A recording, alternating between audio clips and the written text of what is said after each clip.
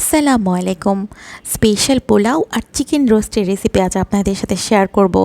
পোলাও আর roast তো সবাই রান্না করে, তারপরেও দেখাচ্ছি আমি কেমন করে করি। প্রথমে বিসমিল্লাহ বলে পাতিলটা বসিয়ে তেল, তেজপাতা আর 2 মুঠ পেঁয়াজ দিয়ে দিলাম। পেঁয়াজটা আমি এখানে বেরেস্তা করে নেব। যখন একটু ভাজা ভাজা হয়ে গেল, পেঁয়াজে যাতে আর না পুড়ে যায় সেজন্য পানি দিয়ে দিলাম। একে একে আদা বাটা, রসুন বাটা, মরিচের গুঁড়ো, জিরার গুঁড়ো, ধনে গুঁড়ো আমি অ্যাড করে এরপরে ভালো করে তেলে মশলাটা কষিয়ে নিচ্ছি। মশলা ভালো কষানো না হলে কিন্তু কোনো তরকারি তেমন সুস্বাদু হয় না। এই যে আমি নেড়ে নেড়ে অনবরত মশলাগুলো কষিয়ে নিচ্ছি। যখন কষানো প্রায় শেষের দিকে তখন আগেই মরিচের গুঁড়ো আর সামান্য লবণ দিয়ে ভেজে রাখা চিকেনগুলো আমি দিয়ে দিচ্ছি। এই যে দেখুন তেলটা যখন উঠে আসবে তখনই আমি মশলার সাথে চিকেনটা দিয়ে ভালো করে নেড়ে নেড়ে মশলার সাথে চিকেনটা অ্যাড করে নেব, যাতে সমান দিকে মশলাটা পায়। কিছুক্ষণ ঢাকনা দিয়ে ঢেকে রেখেছিলাম। এরপরে আমি দিচ্ছি লবণ আর গরম মশলা গুঁড়ো দিয়ে এরপরে একটু পানি দিয়ে নাড়াচাড়া করে আবার ঢাকনা দিয়ে ঢেকে রাখবো মাংসটা ভালো করে মশলার সাথে কষানোর জন্য। এই যে দেখতে পাচ্ছেন আমি একটু পরপরই চেক করছি পানিটা শুকিয়ে মশলাটা যাতে পুড়ে না যায়। ভালো করে ওলট পালট করে চিকেনগুলো উপর নিচ করে নাড়াচাড়া করে নিয়েছি যাতে সব দিকেই ভালো করে মশলাটা ঢুকে। আমি আরেকটা হাঁড়িতে পোলাও রান্না করার জন্য তেজপাতা এবং তেল দিয়ে দিলাম, সাথে দিলাম 1 মুঠো পেঁয়াজ কুচি। আমি আসলে কোনো রান্নাতেই পরে বেরেস্তা ইউজ করব না, রান্নার সময় পেঁয়াজটা বেরেস্তা মতো করে ভেজে নেব। পেঁয়াজটা যে দেখুন ভাজা ভাজা হয়ে গেলে 1 চামচ আদা আর রসুনের পেস্ট দিয়ে এরপরে তেলের সাথে আবার ভেজে নিচ্ছি যাতে কাঁচা গন্ধটা চলে যায়। আমার আরেক পাশে চিকেনের কী অবস্থা হলো দেখি তো। ও মা, পানি তো প্রায় শুকিয়ে গেছে, তাহলেই তো একটু পানি দেওয়া লাগে।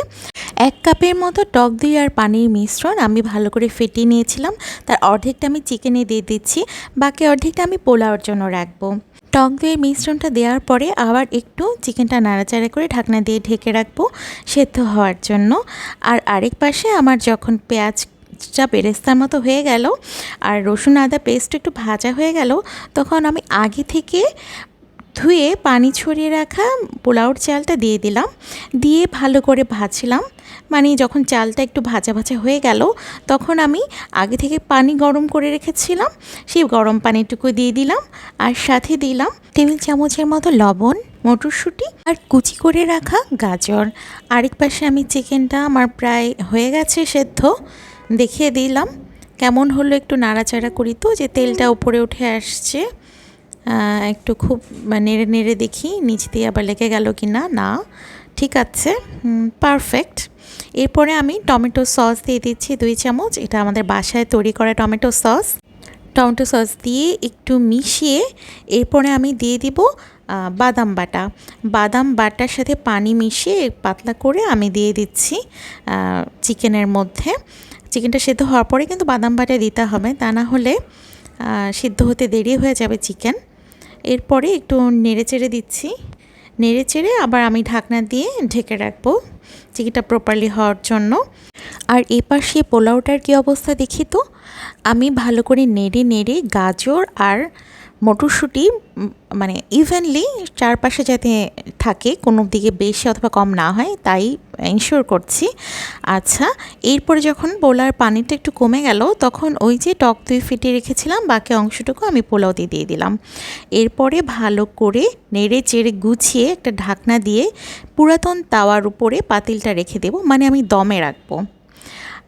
এই যে দেখুন ভালো করে আমি গুছিয়ে এরপর আবার ঢাকনা দিয়ে চাপা দিয়ে রাখলাম। আস্তে আস্তে হতে থাকবে, চুলাটা একদম কমানো। আর আমি এখানে চিকেন রোস্টে কাঁচামরিচ মাঝখান থেকে ভেঙে দিয়ে দিলাম। এবার আমি খুব একটা নাড়াচাড়া করব না, পাতিলটা উঠিয়ে একটু দোল দিব। এরপর আমি ঘি দিয়ে দিলাম টেস্টিং সল্ট, এটাকে আজিনোমোটো বলে। একটু নেড়ে চেড়ে মিশিয়ে নিচ্ছি পাতিলটা উঠিয়ে। আমি এখন যা কিছুই দিব সব কিছু আসলে ফ্লেভারের জন্য। এখানে আমি পোলাওতে দিয়ে দিলাম কেওড়া জল, কাঁচামরিচও দিয়ে দিলাম পোলাওতে একদম শেষের দিকে। পোলাওটা চালটা সেদ্ধ হয়ে গেছে, এগুলো শুধু ফ্লেভারের জন্য আমি অ্যাড করছি। কাঁচামরিচটা দেওয়ার পরে আমি দিয়ে দেব গোলাপ জল। একটু রোজ ওয়াটার না দিলে তো আসলে পোলাওটা হয় না তেমন। এটা এরপরে আমার চুলাটা অফ করে দিয়েছি, আমি এখন ঘি দিয়ে দিচ্ছি, একটু সামান্য ঘি উপর দিয়ে এরপরে আমি পোলাও চালটা ওপর নিচ করে ওলট পালট করে ভালো করে মিশিয়ে এরপরে ফাইনালি ঢাকনা দিয়ে ঢেকে রাখবো। আমার চুলাটা অফ করা, চুলার উপরেই পাতিলটা থাকবে। দেখুন পোলাওর চালটা কেমন ঝরঝরা হয়ে গেছে, খেতেও আসলে দারুণ মজা হয়েছে। এই কারণেই তো দিলাম এটা স্পেশাল পোলাও নামটা। আসলে এই পোলাওটা আসলে কোনো কিছু ছাড়াও এমনিও খাওয়া যাবে। এখানে গাজর আর মটরশুঁটি অ্যাড করাতে খুব কালারফুল একটা ভাইব এসেছে। গাজরটা একটু চারকোনা করে কাটা থাকলে, মানে মটরশুঁটি শেপে কাটা থাকলে আরও ভালো হতো, তো সেটা ছিল না বাসায়, এরকম কুচি অবস্থাতেই ছিল। যাই ছিল তাই দিয়ে দিলাম। গাজরটা যখন দাঁতের নিচে পড়বে তখন একটু ভালো লাগবে খেতে।